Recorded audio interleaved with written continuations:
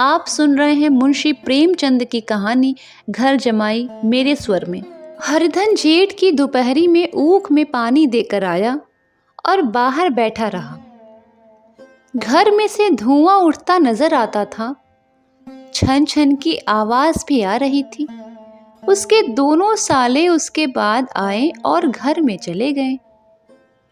दोनों सालों के लड़के भी आए और उसी तरह अंदर दाखिल हो गए, पर हरिधन अंदर न जा सका।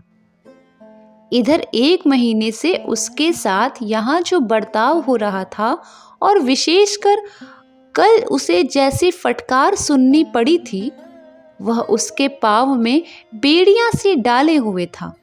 मैं तुम्हारी जिंदगी का ठेका लिए बैठी हूँ क्या?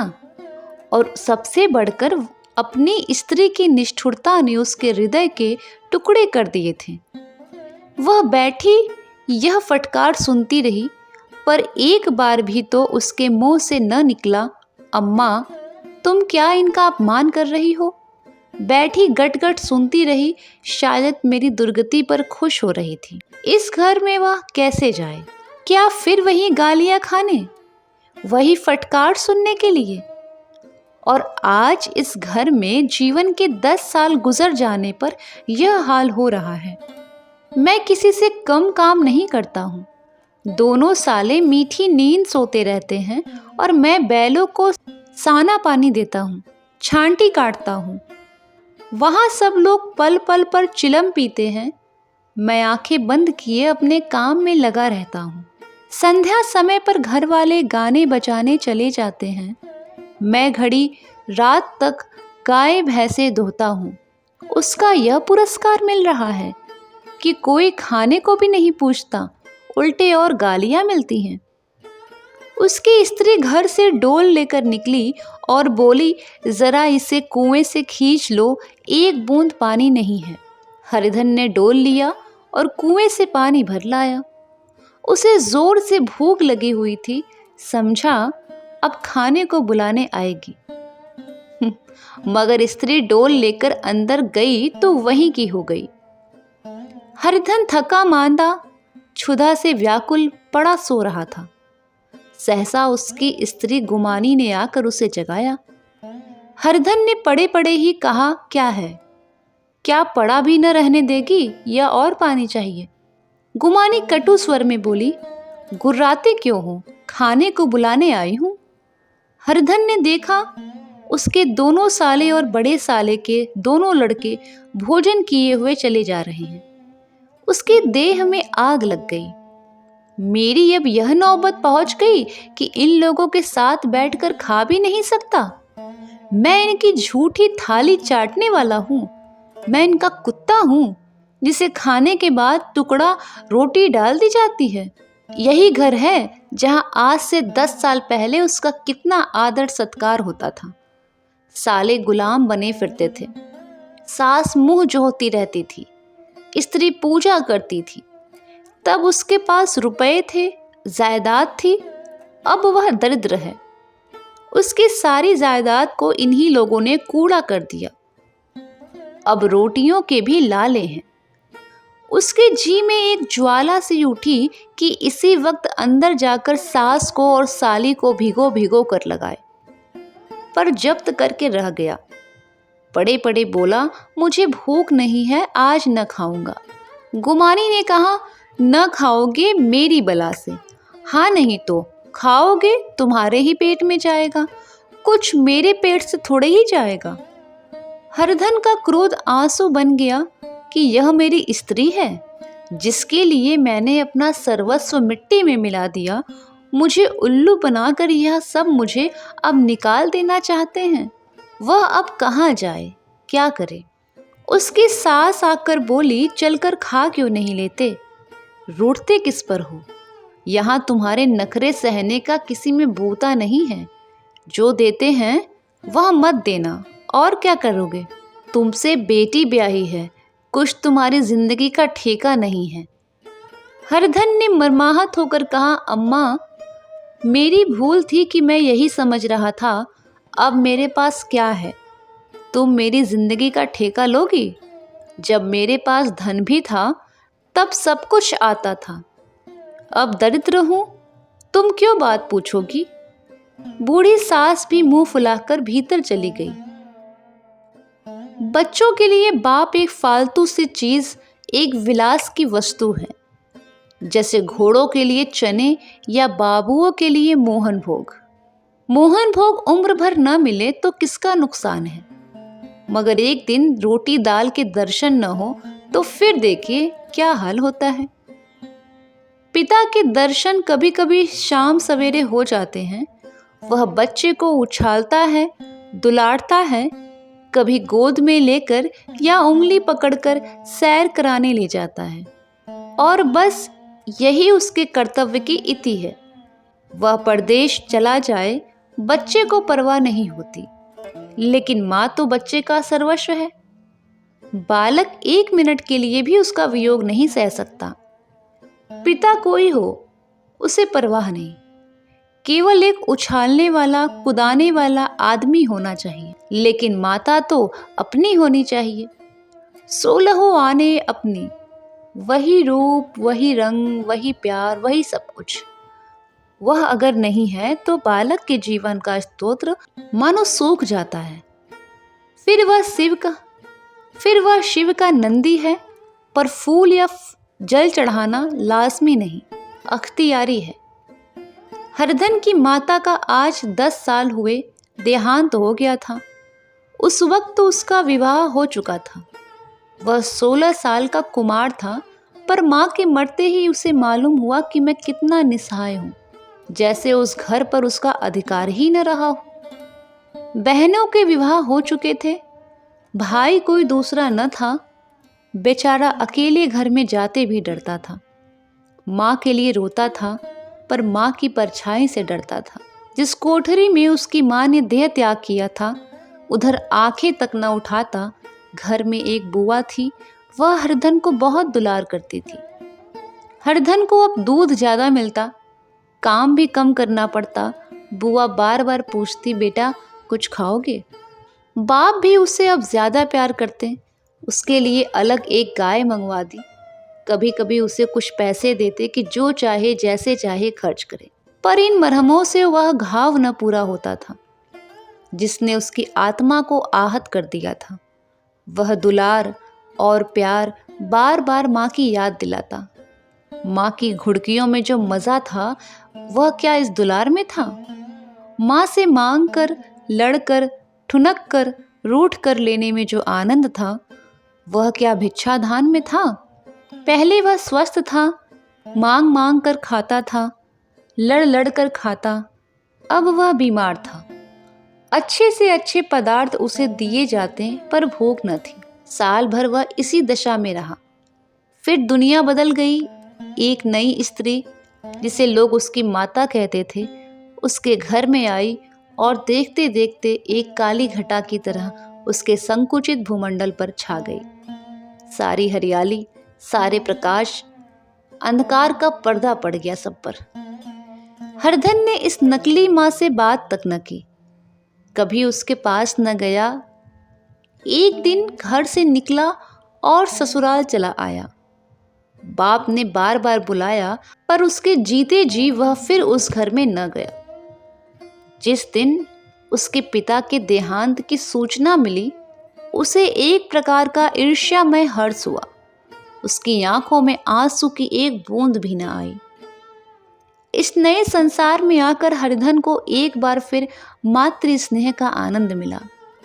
उसकी सास ने ऋषि वरदान की भांति उसके शून्य जीवन को विभूतियों से परिपूर्ण कर दिया। मरुभूमि में हरियाली उत्पन्न हो गई। सालियों की चुहल में, सास के स्नेह में, सालों के वाक विलास में और स्त्री के प्रेम में उसके जीवन की सारी आकांक्षाएं पूरी हो गई। सास कहती, बेटा तुम इस घर को अपना ही समझो, तुम ही मेरी आंखों के तारे हो। वह उससे अपने लड़कों की, बहुओं की शिकायत करती। वह दिल में समझता था, सास जी मुझे अपने बेटों से भी ज्यादा चाहती हैं। बाप के मरते ही वह घर गया और अपने हिस्से की जायदाद को कूड़ा करके रुपयों की थैली में फिर ले आया। अब उसका दूना आदर सत्कार होने लगा। उसने अपनी सारी संपत्ति सास के चरणों पर अर्पण करके अपने जीवन को सार्थक कर दिया। अब तक उसे कभी कभी घर की याद आ जाती थी, अब भूल कर भी उसकी याद ना आती, मानो वह उसके जीवन का कोई भीषण कांड था जिसे भूल जाना ही उसके लिए अच्छा था।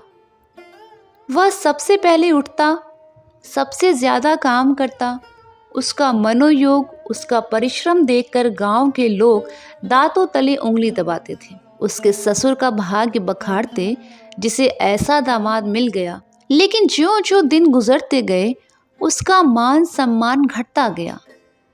पहले देवता था, फिर घर का आदमी, अंत में घर का दास हो गया। रोटियों में भी बाधा पड़ गई, अपमान होने लगा। अगर घर के लोग भूखों मरते और साथ ही उसे भी मरना पड़ता तो उसे जरा भी शिकायत न होती। लेकिन जब वह यह देखता और लोग मूंछों पर ताव दे रहे हैं, केवल मैं ही दूध की मक्खी बना दिया गया हूं, तो उसके अंतस्थल में एक लंबी ठंडी आह निकल जाती। अभी उसकी उम्र कुछ 25 साल की तो थी। इतनी उम्र इस घर में कैसे गुजरेगी? और तो और उसकी स्त्री ने भी आंखें फेर ली। यह उस विपत्ति का सबसे क्रूर दृश्य था। हरिधन तो उधर भूखा प्यासा चिंता दाह में जल रहा था, इधर घर में सास जी और दोनों सालों में बातें हो रही थी। गुमानी भी हाँ में हाँ मिलाती जाती थी। बड़े साले ने कहा, हम लोगों की बराबरी करते हैं, यह नहीं समझते कि किसी ने उसकी जिंदगी भर का बीड़ा थोड़े ही लिया है। इतने दिनों में क्या 2-3 हजार न हड़प गए होंगे। छोटे साले ने कहा, मजूर हो तो आदमी घुड़के भी, डांटे भी, अब इनसे कोई क्या कहे, न जाने इनसे कब पिंड छूटेगा भी या नहीं। अपने दिल में समझते होंगे मैंने 2000 रुपए नहीं दिए हैं। यह नहीं समझते कि उनके 2000 रुपए कब के उड़ चुके हैं। 1.25 सेर तो 1 जून को चाहिए। सास गंभीर भाव से बोली, बड़ी भारी खुराक है। गुमानी माता के सिर से जूं निकाल रही थी। सुलगते हुए हृदय से बोली, निकम्मे आदमी को खाने के सिवा और काम ही क्या रहता है। खाने की कोई बात नहीं है, जिसको जितनी भूख हो उतना खाए, लेकिन कुछ पैदा करना चाहिए। यह नहीं समझते कि पहुनई में किसी के दिन कटे हैं। छोटे, मैं तो एक दिन कह दूंगा, अब आप अपनी राह लीजिए, आपका कर्जा नहीं खाया है। गुमानी घर वालों की ऐसी ऐसी बातें सुनकर अपने पति से द्वेष करने लगी थी। अगर वह बाहर से 4 पैसे लाता तो इस घर में उसका कितना मान सम्मान होता, वह भी रानी बनकर रहती। न जाने क्यों कहीं बाहर जाकर कमाने में उसकी नानी मरती हैं। गुमानी की मनोवृत्तियां अभी तक बिल्कुल बालपन की सी थी। उसका अपना कोई घर न था, उसी घर का हित अहित उसके लिए प्रधान था। वह भी उन्हीं शब्दों में विचार करती, इन्हीं समस्या को आंखों से देखती जैसे उसके घर वाले देखते थे। सच तो है, 2000 रुपए में क्या किसी को मोल ले लेंगे? 10 साल में 2000 रुपए होते ही क्या हैं? 200 ही तो साल भर के हुए। क्या 2 आदमी साल भर में 200 भी न खाएंगे? फिर कपड़े लत्ते, दूध, घी सब कुछ तो है। 10 साल हो गए, एक पीतल का छल्ला नहीं बना। घर से निकलते तो जैसे इनके प्राण निकलते हैं। जानते हैं, जैसे पहले पूजा होती थी वैसे ही जन्म भर होती रहेगी। यह नहीं सोचते कि पहले की बात कुछ और थी, अब की बात कुछ और है। बहू ही पहले ससुराल जाती है तो उसका कितना मातम होता है। उसके डोली से उतरते ही बाजे बजते हैं। गांव मोहल्ले की औरतें उसका मुंह देखने आती हैं और रुपए देती हैं। महीनों उसे घर भर से अच्छा खाने को मिलता है, अच्छा पहनने को मिलता है, कोई काम नहीं लिया जाता। लेकिन 6 महीने बाद कोई उसकी बात भी नहीं पूछता। वह घर भर की लौंडी हो जाती है। उनके घर में मेरी तो वही गति होती। फिर काहे करो ना, जो यह कहो तो मैं तो काम करता हूँ। तो तुम्हारी भूल है, मजूर और बात है। उसे आदमी डांटता है, मारता भी है, जब चाहता है रखता है, जब चाहता है निकाल देता है, कसकर काम लेता है। यह नहीं कि जब जी में आया कुछ काम किया, जब जी में आया पढ़कर सो गए। हरधन भी पड़ा अंदर ही अंदर सुलग रहा था कि दोनों साले बाहर आए और बड़े साहब बोले, भैया उठो, तीसरा पहर ढल गया, कब तक सोते रहोगे, सारा खेत पड़ा है। हरधन चट से उठ बैठा और तीव्र स्वर में बोला, क्या तुम लोगों ने मुझे उल्लू समझ लिया है? दोनों साले हक्का बक्का हो गए। जिस आदमी ने कभी जबान नहीं खोली, हमेशा गुलामों की तरह हाथ बांधे हाजिर रहा, वह आज एकाएक इतना आत्माभिमानी कैसे हो गया? यह उनको चौंका देने के लिए काफी था। कुछ जवाब न सूझा। हरधन ने देखा इन दोनों के कदम उखड़ गए हैं, तो एक धक्का और देने की प्रबल इच्छा को रोक न सका। उसी ढंग से बोला, मेरी भी आंखें हैं, अंधा नहीं हूं, न बहरा ही हूं। छाती फाड़ कर काम करूं और उस पर भी कुत्ता समझा जाऊं, ऐसे गधे कहीं और होंगे।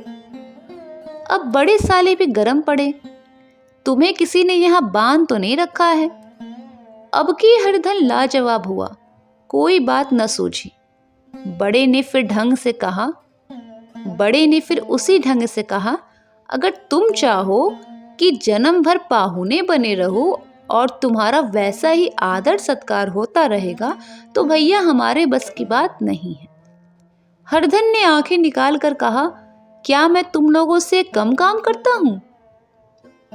बड़े, यह कौन कहता है? हरधन, तो तुम्हारे घर की यही नीति है कि जो सबसे ज्यादा काम करे वही भूखा मारा जाए।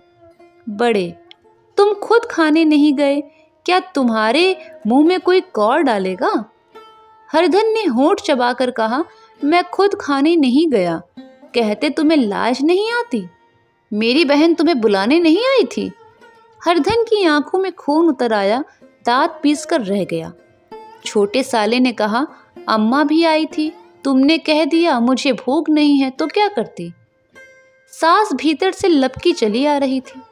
यह बात सुनकर बोली, कितना कहकर हार गई, कोई उठे न तो मैं क्या करूं? हरधन ने विष, खून और आग से भरे हुए स्वर में कहा, मैं तुम्हारे लड़कों का जूठा खाने के लिए हूं। मैं कुत्ता हूं कि तुम लोग खाकर मेरे सामने रूखी रोटी का टुकड़ा फेंक दोगे? बुढ़िया ने ऐंठ कर कहा, तो क्या तुम लड़कों की बराबरी करोगे? हरधन परास्त हो गया। बुढ़िया ने एक ही वाक्य प्रहार से उसका काम तमाम कर दिया। उसकी तनी हुई भवें ढीली पड़ गई, आंखों की आग बुझ गई, फड़कते हुए नथने शांत हो गए। किसी आहत मनुष्य की भांति वह जमीन पर गिर पड़ा।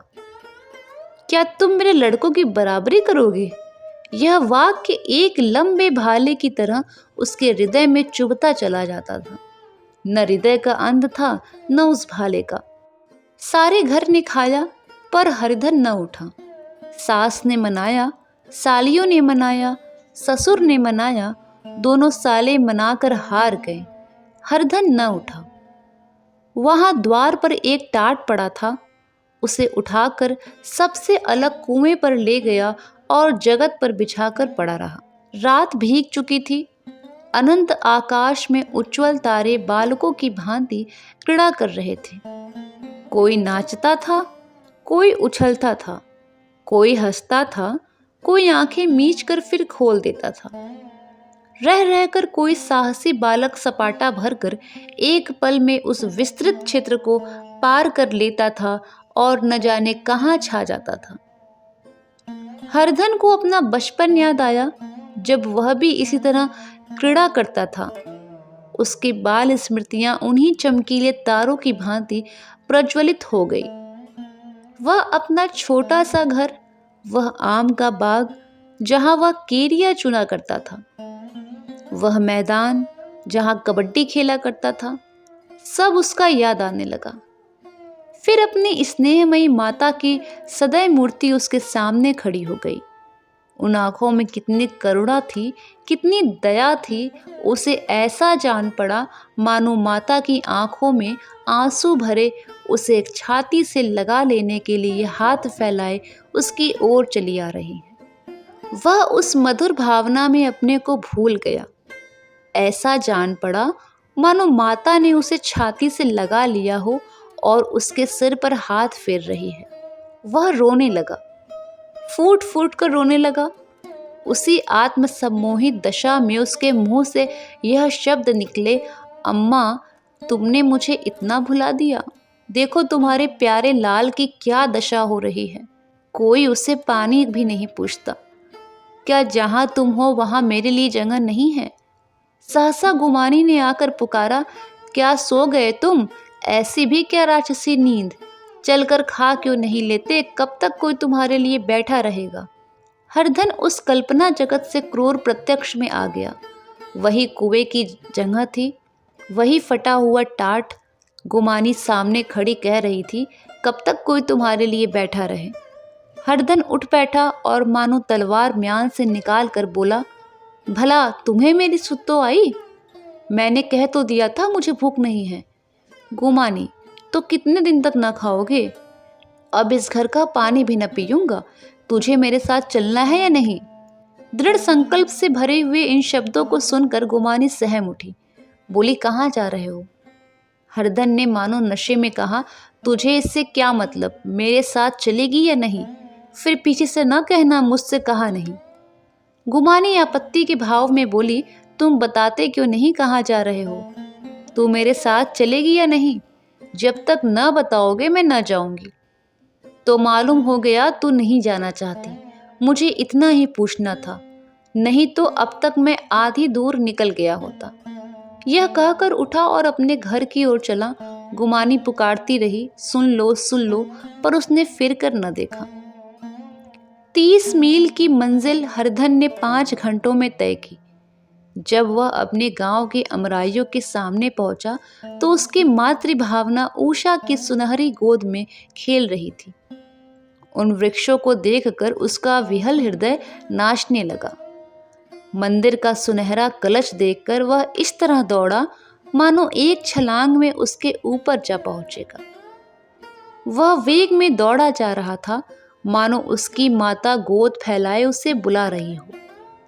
जब वह आमों के बाग में पहुंचा, जहां डालियों पर बैठकर वह हाथी की सवारी का आनंद पाता था, जहां के कच्चे बेरों और लिसोड़ों में एक स्वर्गीय स्वाद था, तो वह बैठ गया और भूमि पर सिर झुकाकर रोने लगा, मानो अपनी माता को अपनी विपत्ति कथा सुना रहा हो। वहां की वायु में, वहां के प्रकाश में मानो उसकी विराट रूपिणी माता व्याप्त हो रही थी। वहां की अंगुल अंगुल भूमि माता के पद चिन्हों से पवित्र थी। माता के स्नेह में डूबे हुए शब्द अभी तक मानो आकाश में गूंज रहे थे। इस वायु और आकाश में न जाने कौन सी संजीवनी थी, जिसने उसके शोकार्त हृदय को फिर बालोत्साह से भर दिया। वह एक पेड़ पर चढ़ गया और उधर से आम तोड़ तोड़ कर खाने लगा। सास के वह कठोर शब्द, स्त्री का वह निष्ठुर आघात, वह सारा अपमान उसे भूल गया। उसके पांव फूल गए थे, तलवों में जलन हो रही थी, पर इस आनंद में उसे किसी बात का ध्यान न रहा। सहसा रखवाले ने पुकारा, वह कौन ऊपर चढ़ा है रे? उतर, अभी नहीं तो ऐसा पत्थर खींचकर मारूंगा कि वहीं ठंडे हो जाओगे। उसने कई गालियां भी दी। इस फटकार और इन गालियों में इस समय हरधन को अलौकिक आनंद मिल रहा था।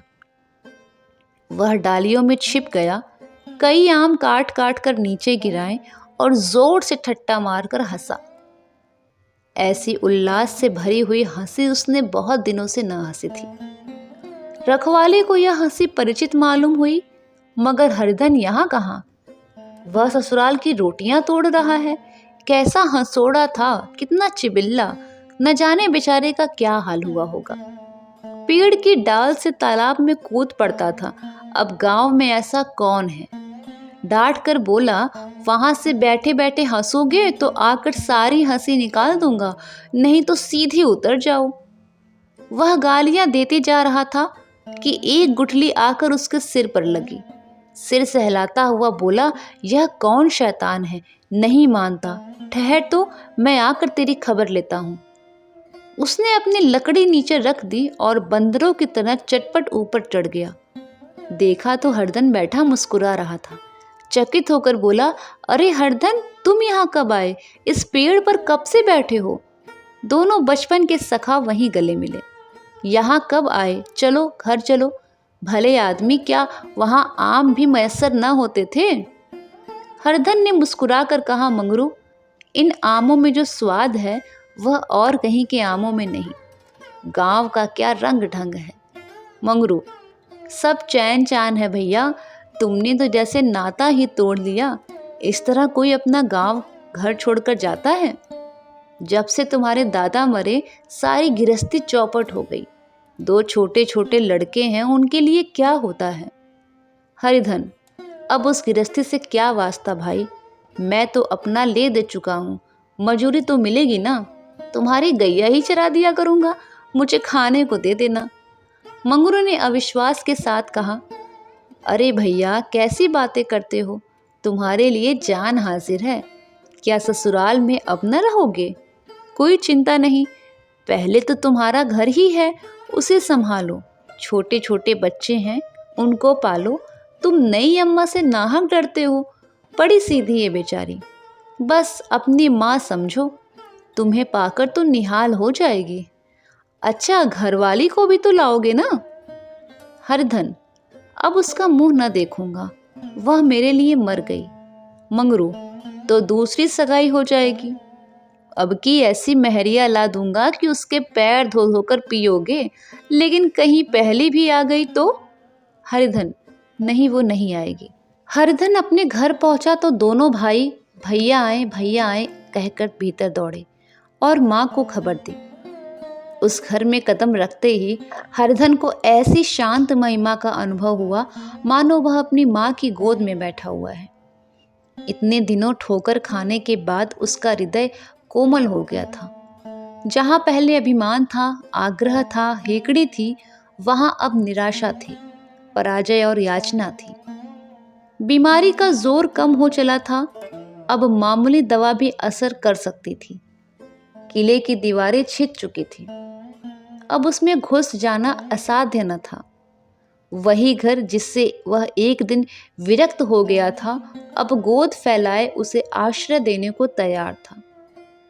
हरधन का निर्वलम मन यह आश्रय पाकर मानो तृप्त हो गया। शाम को विमाता ने कहा, बेटा, तुम घर आ गए, हमारे धन्य भाग। अब इन बच्चों को पालो। माँ का नाता न सही, बाप का नाता तो है। मुझे एक रोटी दे देना, खाकर एक कोने में पड़ी रहूंगी। तुम्हारी अम्मा से मेरी बहन का नाता है, उस नाते से तुम मेरे लड़के होते हो। हरधन ने मातृविहल आंखों से विमाता के रूप में अपनी माता के दर्शन किए। घर के एक एक कोने से मातृ स्मृतियों की छटा चांदनी की भांति छिटकी हुई थी। विमाता का प्रौढ़ मुखमंडल भी उसी छटा से रंजित था। दूसरे दिन हरधन फिर कंधे पर हल रखकर खेत को चला। उसके मुख पर उल्लास था और आंखों में गर्व। वह अब किसी का आश्रित नहीं, आश्रय दाता था। किसी के द्वार का भिक्षुक नहीं, घर का रक्षक था। एक दिन उसने सुना गुमानी ने दूसरा घर कर लिया। माँ से बोला, तुमने सुना काकी, गुमानी ने घर कर लिया। काकी ने कहा, घर क्या कर लेगी, ठट्ठा है। बिरादरी में ऐसा अंधेर, पंचायत नहीं अदालत तो है। हरधन ने कहा, नहीं काकी, बहुत अच्छा हुआ। ला, महावीर जी को लड्डू चढ़ा आऊं। मैं तो डर रहा था कहीं मेरे गले ना आ पड़े। भगवान ने मेरी सुन ली। मैं वहां से यही ठान कर चला था कि अब उसका मुंह न देखूंगा।